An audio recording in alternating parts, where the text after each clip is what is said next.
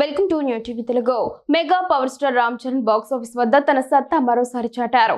RRR తర్వాత సరైన commercial hit కోసం ఎదురు చూస్తున్న అభిమానులకు పెద్ది రూపంలో భారీ విందు అందించారు. బుచ్చిబాబు సానా దర్శకత్వంలో వచ్చిన ఈ స్పోర్ట్స్ యాక్షన్ డ్రామా తొలి రోజే ప్రపంచ వ్యాప్తంగా 112.49 కోట్ల గ్రాస్ వసూలు చేసి సంచలనం సృష్టించింది.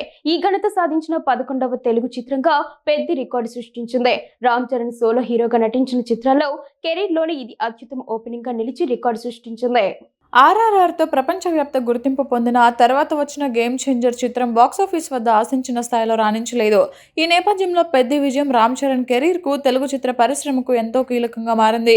ప్రముఖ ట్రేడ్ వెబ్సైట్ స్నాక్నీల్ వెల్లడించిన గణాంకాల ప్రకారం పెద్ది సినిమా తొలి రోజు భారతదేశంలో 69.50 కోట్ల నికర వసూళ్లు రాబట్టింది. ఇందులో బుధవారం రాత్రి ప్రదర్శించిన ప్రైడ్ ప్రీమియర్ల ద్వారా వచ్చిన 18.50 కోట్లు కూడా ఉన్నాయి. దేశీయంగా 82.49 కోట్ల గ్రాస్, ఓవర్సీస్లో సుమారు 30 కోట్లకు పైగా వసూళ్లతో ప్రపంచవ్యాప్తంగా తొలి రోజు గ్రాస్ 112 కోట్లు దాటింది. ఇక ప్రాంతాల వారీగా గ్రాస్ వివరాలను గమనిస్తే రెండు తెలుగు రాష్ట్రాల్లో అత్యధికంగా 48 కోట్లు, కర్ణాటకలో 5.75 కోట్ల గ్రాస్ వసూలైంది. తెలుగు రాష్ట్రాల్లో ఈ చిత్రానికి ప్రేక్షకుల నుంచి అద్భుతమైన స్పందన లభిస్తోంది. కొన్ని వర్గాల నుంచి మిశ్రమ స్పందన వ్యక్తమైనప్పటికీ థియేటర్ల వద్ద అభిమానుల సందడితో కలెక్షన్లపై ఆ ప్రభావం కనిపించడం లేదు.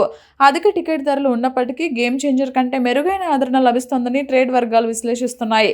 ప్రస్తుత ట్రెండ్ చూస్తుంటే మొదటి వారాంతం ముగిసే నాటికి ఈ చిత్రం ప్రపంచవ్యాప్తంగా 200 నుంచి 250 కోట్ల గ్రాస్ వసూలు చేసే అవకాశం ఉందని అంచనా వేస్తున్నారు.